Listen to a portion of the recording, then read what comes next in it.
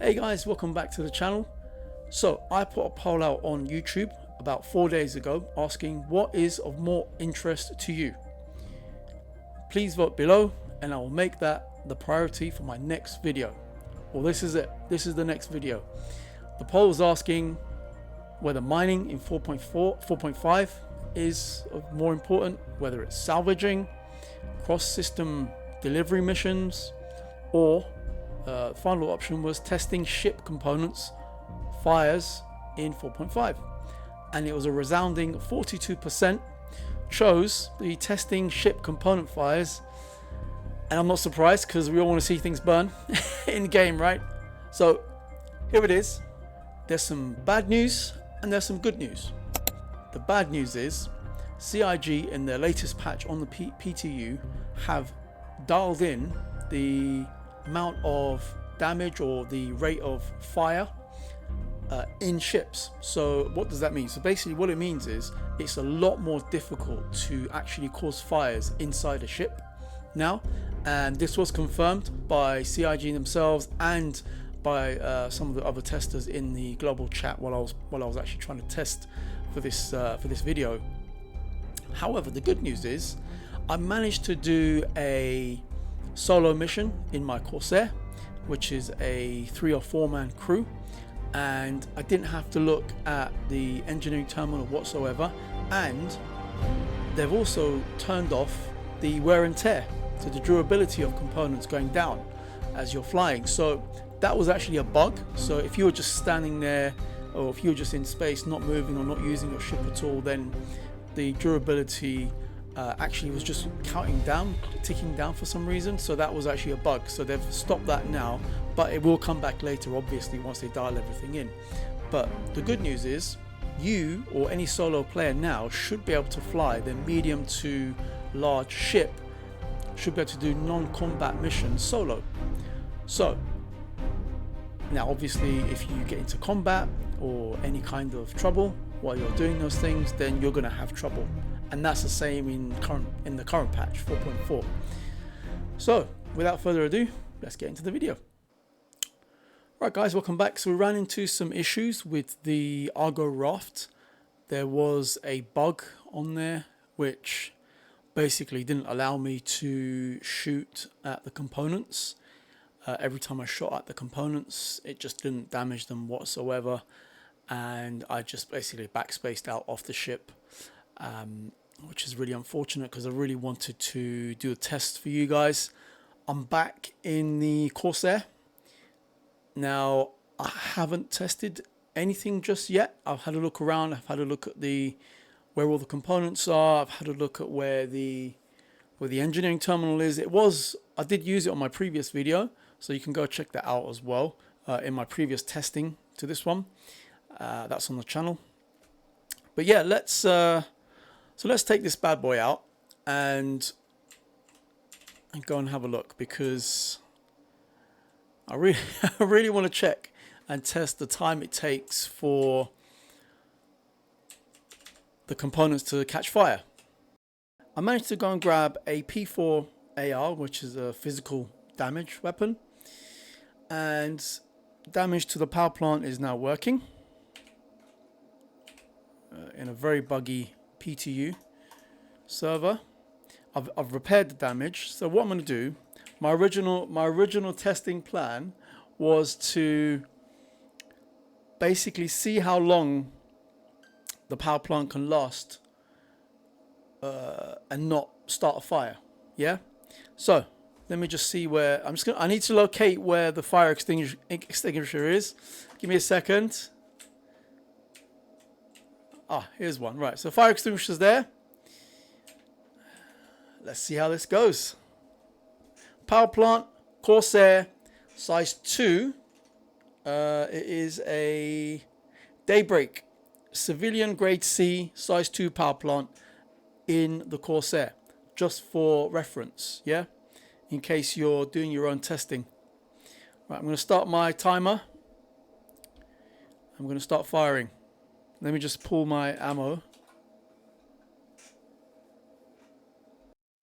Now I have to say that CIG have actually made it, as I said at the top of the video, they've made it a lot more difficult to make components catch fire, because the components have actually just been catching fire very easily. And it looks like they've actually dialed that in now. So it's a lot more difficult to actually cause these components to catch fire. And and I actually have trouble in my testing here, and I'm not able to actually cause any of the components to catch fire, which is unfortunate because I really wanted to see some fire in the game, which I've yet to actually even experience myself. And I go on to essentially turn off all of the coolers in this session, and even then, the power plant and the components don't reach past like 30 degrees Celsius. And I mean, it's good if you look at it one way. It's good news for, let's say for solo players, but I think they need to have the right balance. That's somewhere in between where it's on the edge of actually catching fire, rather than just making it extremely difficult to catch fire.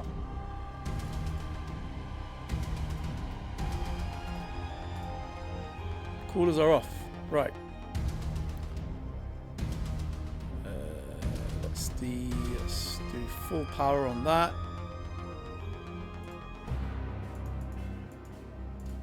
Cooler failure. Right. Okay. So everything's on. Weapons on.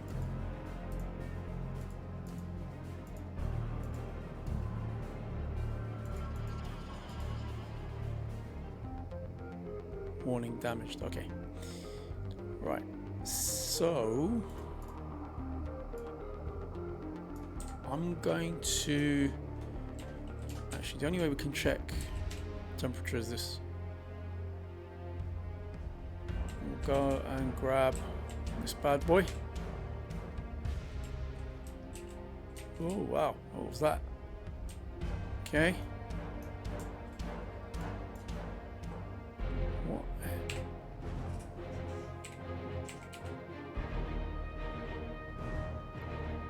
This is at 21 degrees still.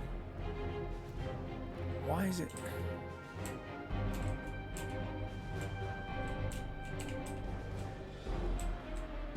That's also 21 degrees. So at this point, I was actually getting a bit frustrated because I couldn't get the components to overheat just to start a fire. So what I decided to do was actually fly out of the Everest Harbor station and put the ship into a free kind of cruise control into a random direction somewhere, just so that the components of the ship were being used as the coolers were off. And then hopefully, I was thinking maybe that would actually cause the components to start overheating. But yeah, let's see how that went. I'm just gonna leave it to go. See how we go.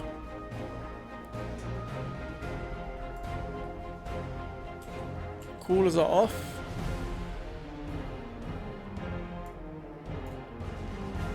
That cooler is off. No, I want it off. There we go.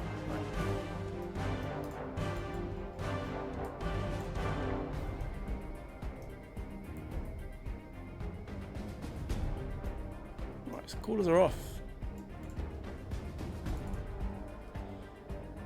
I found it very, very difficult to start a fire just in my hangar.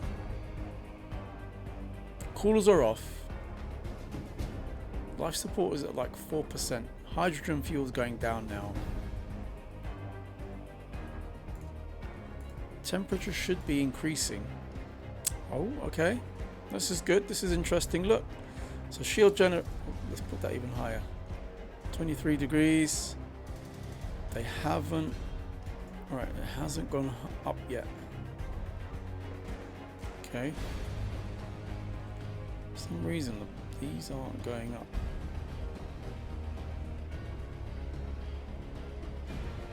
That's of engines. It's going up. This is at minus. So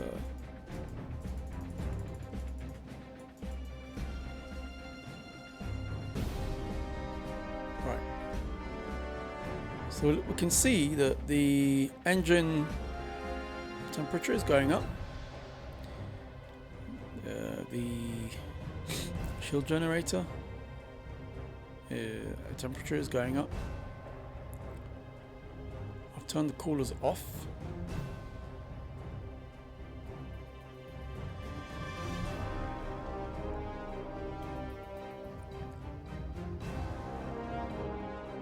So at this stage, I pretty much near enough gave up, because I tried everything to essentially get the components to overheat, which should have started a fire. And also there was just so many bugs that were causing issues, just from changing weapons to picking up the fire extinguisher and switching from your gun to your multi-tool. It was just causing you to stand still, and whatever button you pressed, it just would not react to your button presses. So you had to press a combination of escape, enter, escape, escape, enter, that kind of thing. And you can see me struggling here with the ammo as well. So with all of that, I kind of decided to just kind of accept what, you know, the testing had given me, the results, because I think in terms of what CIG intended to want us to actually test, it just wasn't possible. And what they implemented now was kind of, it may have been too far in the other direction, but I'd really love to know what you guys think down below in the comments. But yeah, you can see me, I'm still trying to shoot this cooler, and it's not actually affecting the cooler whatsoever. And again, that was just another bug, because the other cooler and the other power plant and the one below that cooler in front of us there, the power plant below, that would take damage, and whatever I did, it just wouldn't take any damage from my P4. So I kind of got a bit frustrated with the whole thing, to be honest with you. I spent a good 2.5 to 3 hours testing this afternoon, and I just couldn't get the fires to start. And I think, as I said earlier on, that it's just part of the new changes and new update that CIG have put in recently, and I think it's a good thing, because it just means solo players can now safely do their missions, as long as it's not, in my opinion anyway, as long as it's not any kind of if it's a combat mission, then you'll struggle, most definitely, because your components will get hit, your armor will go down, your hull will take damage, your shields will go down, and you'll just struggle. So if you're a solo player, it's not a good idea to try and get into any kind of combat missions, to be honest, with a medium to large ship. But if you're doing hauling and you're trying really hard to stay out of trouble, then I think you'll be fine, just based on what I've experienced with the changes in this patch. Who knows, it might actually, it will definitely change. In fact, it will definitely change a few times before it comes out to the PU. But at its current state, I don't think it will come out, because of just the issues that I've been having, and a lot of the players have been having in the PTU at the moment. Shields off, come on. Right, let's try again. There we go. It's got to be working now, surely.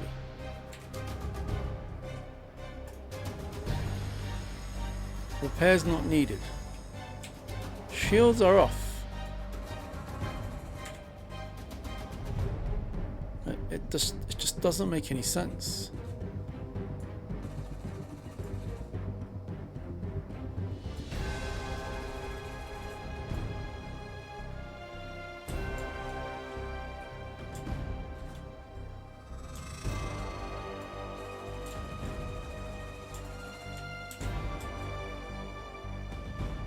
We're just currently flying in space, just going nowhere. Like, just towards nowhere. Sustain repairs not needed.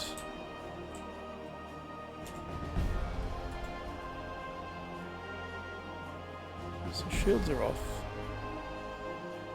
Power plants are on. Just going to turn that off for a second.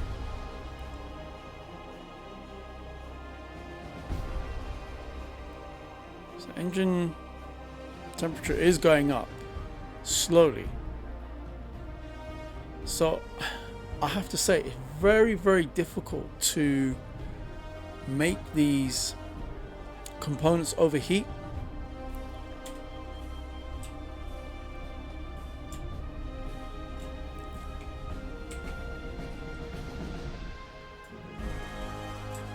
Now I'm hitting this one. Hearing some weird noises. Right, 33 degrees, 24, 21. Turn that power plant off. Actually, let's turn it on.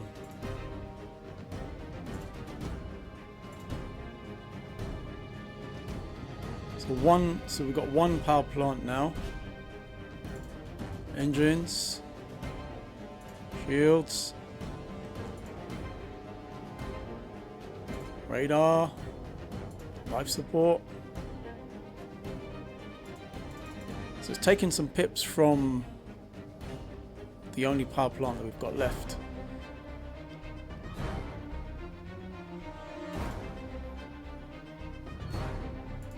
So just out of interest,